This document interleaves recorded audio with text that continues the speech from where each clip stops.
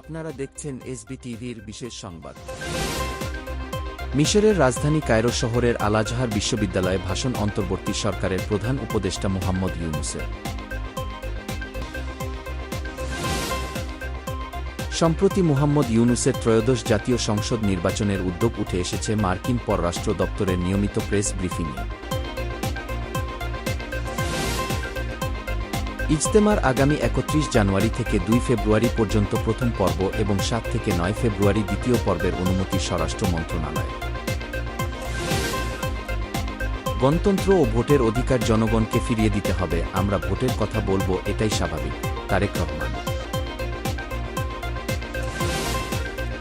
মুম্বাইয়ে যাত্রীবাহী লঞ্চে নৌবাহিনীর স্পিড বোটের ধাক্কায় নিহত ১৩ এর মধ্যে ১০ জন সাধারণ যাত্রী এবং ৩ জন নৌবাহিনীর সদস্য। পাকিস্তানের ব্যালিস্টিক ক্ষেপণাস্ত্র কর্মসূচির উপর আরও নিষেধাজ্ঞা আরোপ করেছে যুক্তরাষ্ট্র।